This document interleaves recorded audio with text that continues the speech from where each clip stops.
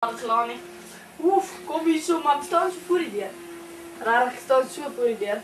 Ek weet as ek nou in hierdie kamer instap, gaan my kop van my lyf geslaan word. Ek staan daar so net hoor die skrik. Tjoep, tjoep, tjoep. Ek sê dit o. Terwyl ek daar staan maak my poepel so voor die deur en die sweet loop hier af en my ma maak die deur op. Sy sê kom jy ook in. Sy raai woorde vir my sê toe loop ek. Ek loop soos 'n modelletjie daar binne. Alright, maar next moment ek chak net daai hele paplepel. So op my bout ek sê next moment ek daar op die vloer. Ek sê net wag, nader aan dit ek die paplepel in my hande en ek wil nie laat sy my slaan weer verder nie. Ek sê sorry mami.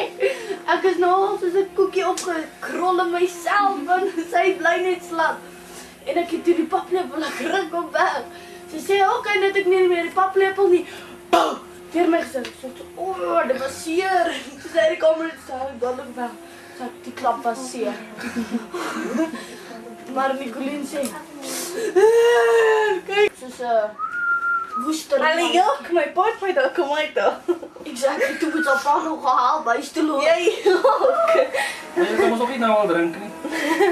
Nee, as hulle voor my drink, het ek eers ook kan hulle maar drink, hulle kan ook hulle kan te kere gaan solank ek weer of. Nicolette en Shani het lekker dronk geword op die een se paart. Ja, ek weet. Daai dag. Nee, maar hulle jok my.